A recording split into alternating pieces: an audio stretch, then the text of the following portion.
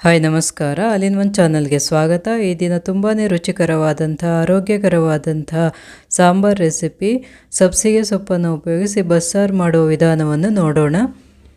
ಸಬ್ಸಿಗೆ ಸೊಪ್ಪಿನ ಬದಲಾಗಿ ಅವರೆ ಸೊಪ್ಪು, ದಂಟು ಸೊಪ್ಪು, ಬೆರಕೆ ಸೊಪ್ಪನ್ನು ಉಪಯೋಗಿಸಿ ಸಹ ಇದೇ ರೀತಿ ಸಾಂಬಾರನ್ನು ಮಾಡಿಕೊಳ್ಳಬಹುದು. ತುಂಬಾ ರುಚಿಕರವಾಗಿರುತ್ತದೆ.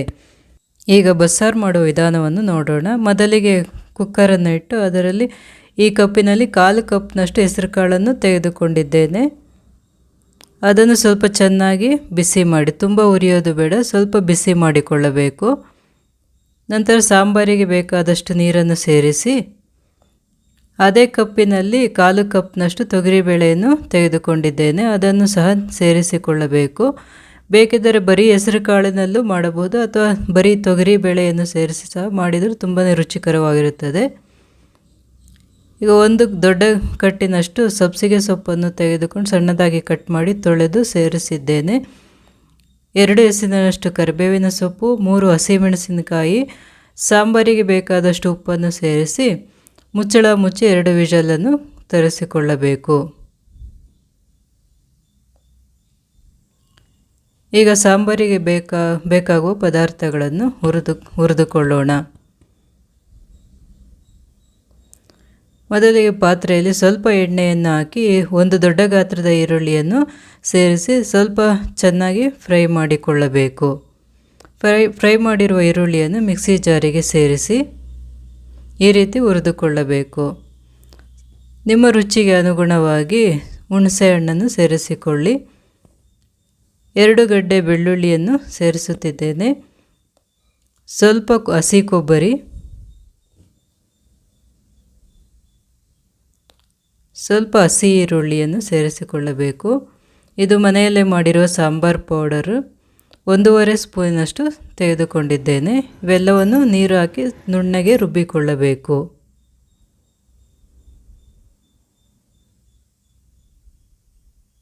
ಈ ರೀತಿ ರುಬ್ಬಿಕೊಳ್ಳಬೇಕು. ನಂತರ ಅದೇ ಪಾತ್ರೆಯಲ್ಲಿ ಸ್ವಲ್ಪ ಎಣ್ಣೆಯನ್ನು ಹಾಕಿ ಸಾಂಬಾರಿಗೆ ಒಗ್ಗರಣೆಯನ್ನು ಮಾಡಿಕೊಳ್ಳಬೇಕು.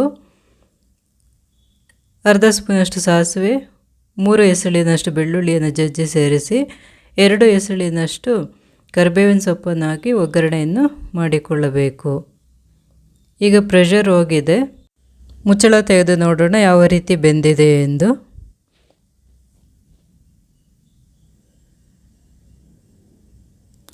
ಬೇಳೆ ಮತ್ತು ಕಾಳನ್ನು ತುಂಬ ನುಣ್ಣಗೆ ಬೇಯಿಸಿಕೊಳ್ಳಬಾರದು, ಈ ರೀತಿ ಬೇಯಿಸಿಕೊಳ್ಳಬೇಕು.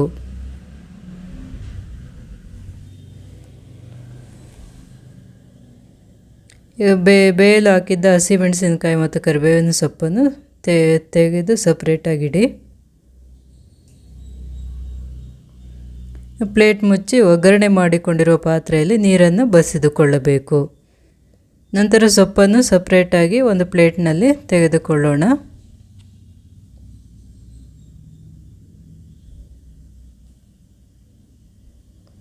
ಸೊಪ್ಪಿನ ಜೊತೆಗೆ ಸ್ವಲ್ಪ ಕಾಳು ಮತ್ತು ಬೇಳೆಯನ್ನು ಸಹ ತೆಗೆದುಕೊಳ್ಳಬೇಕು ಪಲ್ಯಕ್ಕೆ.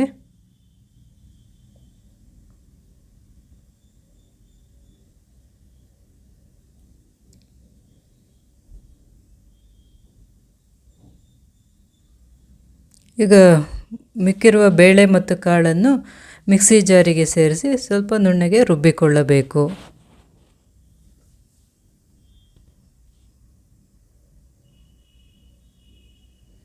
ನಂತರ ಸ್ವಲ್ಪ ಕೊತ್ತಂಬರಿ ಸೊಪ್ಪು, ಬೇಯಿಸಿಕೊಂಡಿದ್ದ ಹಸಿಮೆಣಸಿನಕಾಯಿ ಮತ್ತು ಕರಿಬೇವಿನ ಸೊಪ್ಪನ್ನು ಸೇರಿಸಿ ಸ್ವಲ್ಪ ಗ್ರೈಂಡ್ ಮಾಡಿ, ಸ್ವಲ್ಪ ಬೇಯಿಸಿರುವ ಸೊಪ್ಪನ್ನು ಸೇರಿಸಿ ಗ್ರೈಂಡ್ ಮಾಡಿಕೊಳ್ಳಬೇಕು. ನಂತರ ಒಗ್ಗರಣೆ ಮಾಡಿಕೊಂಡಿರೋ ಪಾತ್ರೆಯಲ್ಲಿ ಮಸಾಲೆಯನ್ನು ಸೇರಿಸಿ ಚೆನ್ನಾಗಿ ಮಿಕ್ಸ್ ಮಾಡಿ, ತುಂಬ ಗಟ್ಟಿಯಾಗಿದ್ದರೆ ನೀರನ್ನು ಸೇರಿಸಿಕೊಳ್ಳಬಹುದು.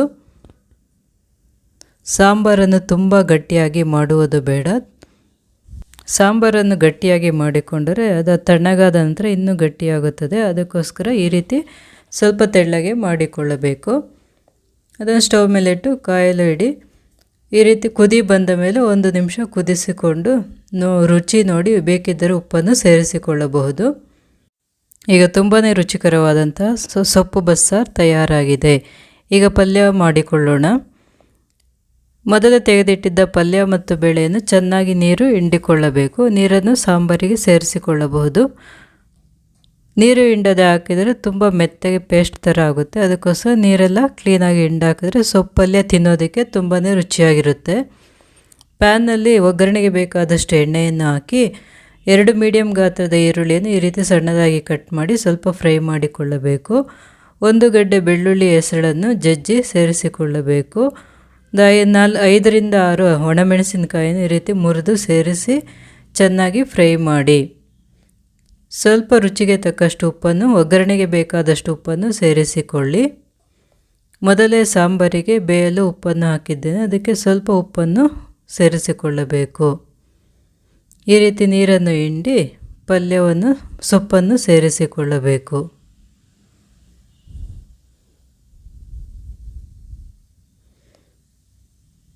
ಈಗ ಸೊಪ್ಪು ಪಲ್ಯ ತಯಾರಾಗಿದೆ. ತುಂಬಾ ರುಚಿಕರವಾದಂತಹ ಬಸ್ಸಾರು ಮತ್ತು ಪಲ್ಯ ತಯಾರಾಗಿದೆ. ನಿಮಗೆ ಈ ರೆಸಿಪಿ ಇಷ್ಟವಾದಲ್ಲಿ ಲೈಕ್ ಮಾಡಿ, ಕಮೆಂಟ್ ಮಾಡಿ, ಶೇರ್ ಮಾಡಿ, ಸಬ್ಸ್ಕ್ರೈಬ್ ಮಾಡಿ.